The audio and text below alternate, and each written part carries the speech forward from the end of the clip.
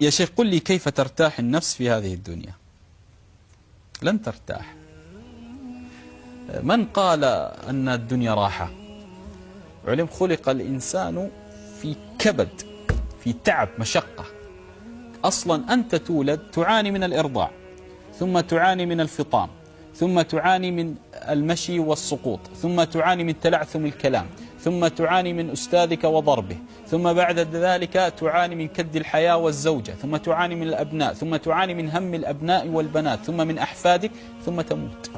فمن قال أن الدنيا فيها راحة؟ لهذا راحة عقلك ونفسك تشتريها إذا علمت ثلاثة أمور. راحة قلبك وعقلك تغنمها وتكسبها إذا علمت ثلاثة أمور. لا سلام من الناس، أنت لست في الجنة، سهام الناس ستأتيك ولو جلست في بيت أبيك ستأتيك. لهذا الله عز وجل أول نعمة يمتن بها على أهل الجنة: ونزعنا ما في صدورهم من غل. دل على أن ما قبل الجنة يوجد هذه البذرة. واضح؟ لهذا ثلاثة أمور ضعها هنا واكتبها في حياتك يوميا، على سيارتك، على مكتبك، على جهازك، في كل مكان. لا سلام من الناس، ولا راحة في الدنيا، تعب، رزق. لن يأتيك رزقك وأنت تجلس في بيتك على طبق من ذهب. ستتعب وتكد وتعمل وتشقى حتى تنال لقيمات ربما.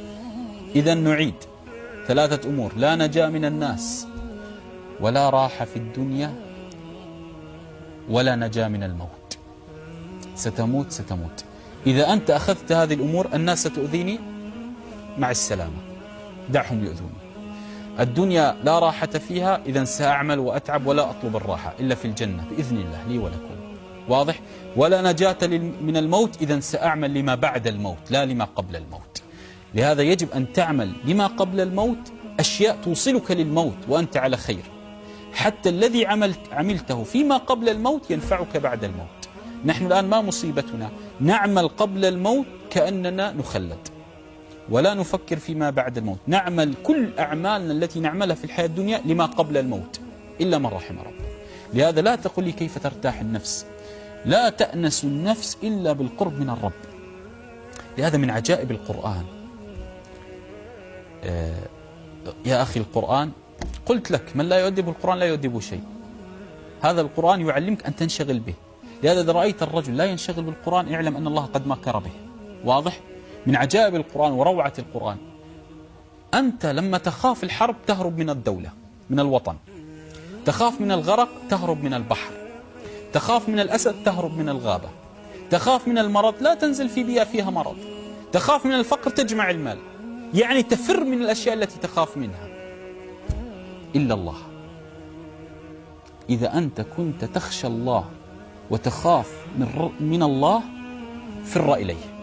قال تعالى: ففروا إلى الله، لأنه لا نجاة ولا مهرب ولا ملاذ من رب العزة. لهذا كل شيء في العالم تخاف منه فر منه إلا رب العباد. إذا خفت منه فر إليه. واضح؟ نعم. لهذا لا تطلب الراحة طالما أنت تتنفس، لا راحة.